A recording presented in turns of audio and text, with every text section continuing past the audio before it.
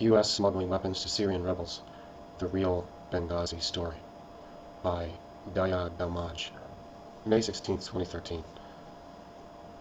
Information Clearinghouse, Asian Tribune. Sources. There is a side story going on in the American media, both the electronic and print, about the Islamist jihadists' lethal attack on the American post in Benghazi, Libya, last September 11th, which killed American Ambassador Christopher Stephen and 3 others. The emphasis and the debate is on why the event was twisted by the Obama administration to conceal a terrorist attack on eve of the presidential election.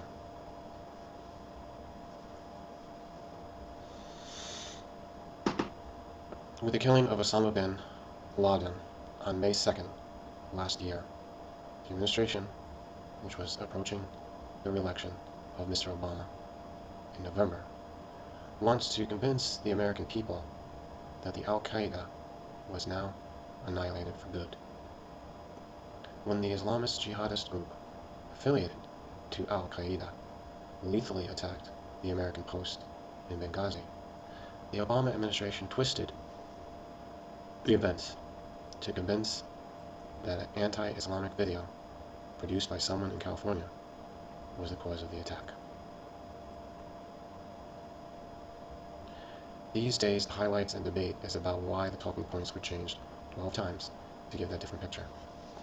As Obama rightfully said a couple of days ago about this debate, mostly spearheaded by the Republicans, was a sideshow. The real show is in fact buried, and the real show is that the U.S. Ambassador Stevens, playing a major role, was in the process of shipping arms to Syrian rebels to topple Bashar al-Assad's regime. It was on October 25, 2012, that FoxNews.com wrote the story that a mysterious Libyan ship was reportedly carrying weapons and bound for Syrian rebels would have had some link to the September 11th terror attack on the U.S. post in Benghazi. Why do we use the term post in this report? Because when changes were made to the Benghazi attack story by the Obama administration, it changed from American Consulate to American Post. The reason Benghazi operation was entirely a CIA operation. Through shipping records, Fox News has confirmed that the Libyan-flagged vessel El Entizar, which means victory, was received in the Turkish port of Iskenderun, 35 miles from the Syrian border, on September 6th. Just 5 days before Ambassador Chris Stevens and 3 other American officers were killed during an extended assault by more than 100 Islamist militants.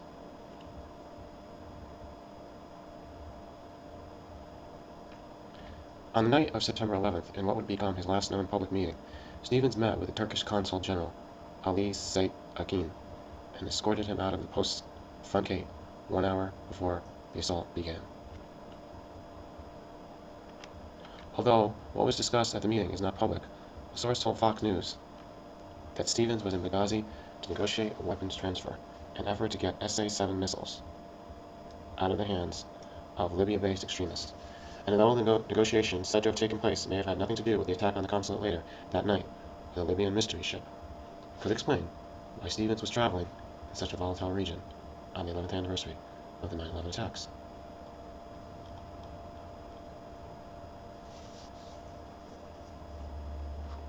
You might want to pause it here so you can read what's on the screen. And then when you're done, you can play again and you'll see the next page. So go ahead and pause it now. Now I'm going to take you to the continuation, the next page. And you can pause it now until you're done reading, and then we'll get to the concluding sentence at the bottom. Okay, now we're going to show the concluding sentence. This is the last paragraph up at the top.